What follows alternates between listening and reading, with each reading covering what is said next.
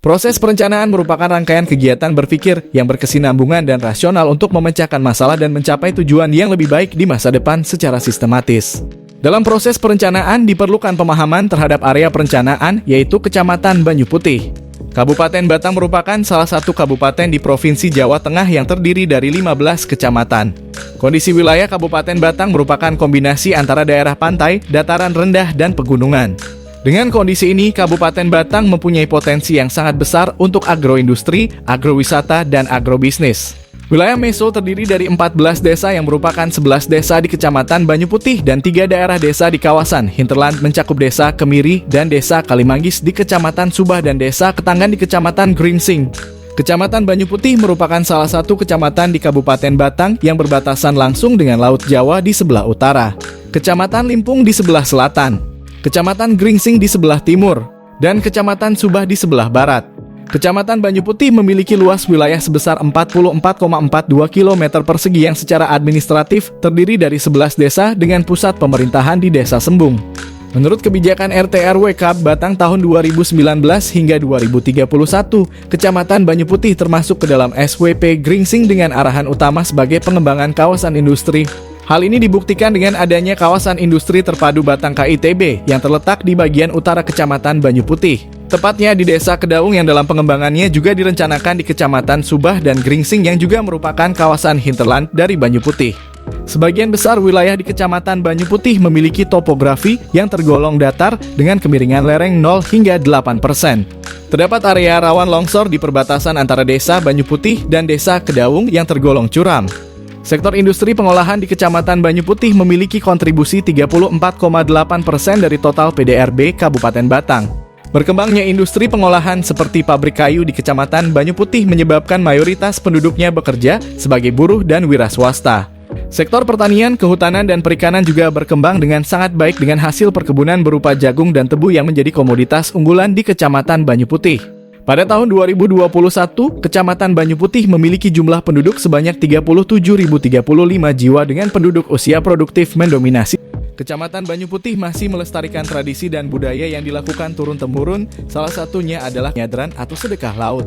Kecamatan Banyu Putih dilewati oleh jaringan jalan nasional berupa Jalan Pantura, Jalan Tol Semarang-Batang, dan rel kereta api yang melintasi bagian utara kecamatan. Kelengkapan sarana transportasi didukung oleh adanya terminal tipe B yang melayani transportasi antar kota dan antar provinsi. Sampah merupakan salah satu permasalahan infrastruktur di Kecamatan Banyu Putih. Hal ini diakibatkan oleh belum tersedianya TPS sebagai tempat pengolahan sampah yang melayani skala kecamatan, sehingga penduduk lebih memilih untuk membuang sampahnya di kebun, sungai, pinggir jalan, atau bahkan membakarnya. Setiap tahunnya Kecamatan Banyu Putih memiliki peningkatan luas lahan terbangun yang meningkat 2 kali lipat selama 10 tahun terakhir. Perkembangan tersebut dapat dilihat dari lahan terbangun di sepanjang Jalan Pantura Semarang-Batang, serta meluas dan memadatnya area permukiman di kawasan perkotaan Kecamatan Banyu Putih. Isu wilayah kami yaitu kurangnya keterjangkauan pelayanan untuk mendukung sistem aktivitas Kecamatan Banyu Putih. Kawasan perkotaan Banyu Putih terdiri dari 4 desa yang meliputi Desa Banyu Putih, Desa Luwung, Desa Kalibalik, dan Desa Sembung. Tingkat pendidikan sebagian besar masyarakat perkotaan merupakan lulusan SMA sehingga penduduk cenderung tidak memiliki kompetensi dalam memenuhi kualifikasi kebutuhan tenaga kerja untuk industri. Aktivitas masyarakat perkotaan didukung dengan ketersediaan fasilitas seperti sekolah, puskesmas, dan terminal tipe B. Namun angkutan umum yang ada saat ini belum mampu menjangkau ke seluruh kawasan perkotaan sehingga masyarakat masih perlu berjalan kaki atau menggunakan kendaraan pribadi.